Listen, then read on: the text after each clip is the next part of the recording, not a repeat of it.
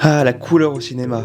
On pourrait penser qu'il fut un temps où le cinéma n'était qu'en noir et blanc, jusqu'à ce que la couleur vienne subitement bouleverser le paysage du 7e art. Eh bien, tout n'est pas si simple. En fait, la couleur est aussi vieux que le cinéma lui-même. Dès 1895, certains réalisateurs n'hésitent pas à coloriser la pellicule. Mais le procédé était coûteux et rares sont les films qui ont emprunté cette voie-là. En 1904 se développe la technique du pochoir, et des ateliers ouvrent.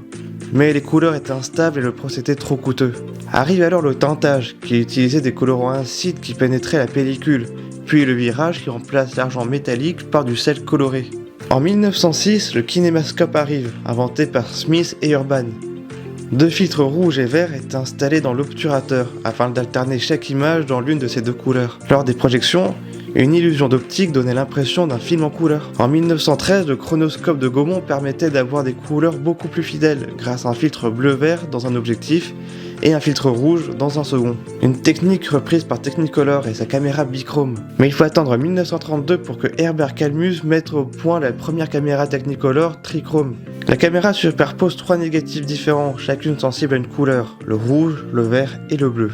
Les différents studios restent dubitatifs quant à cette nouvelle invention, fragilisée par la mauvaise réputation de celles qui l'ont précédée, et les succès restent timides. C'est chez Disney que la caméra va pouvoir faire ses preuves. Utilisée tout d'abord pour ses courts-métrages, puis pour son premier long film, Blanche-Neige.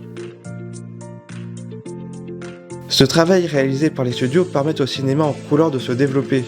Les émulsions et procédés vont continuer d'évoluer pour obtenir un résultat toujours plus qualitatif, tout en proposant un besoin moins grand en éclairage sur le plateau. Technicolor propose même aux producteurs des Colors Consultants, dirigés par Nathalie Kalmus, afin de les accompagner dans l'utilisation des couleurs dans leurs films. Dans les années 40, avec notamment l'émergence des comédies musicales, leurs couleurs semblent se libérer pour devenir plus vives.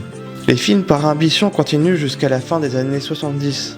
Puis lorsque Martin Scorsese découvre que Taxi Driver, tourné en Color, devient magenta seulement 5 ans après la sortie de son film, il insiste pour revenir à ce procédé d'ambition, qui fera son grand retour en 1995.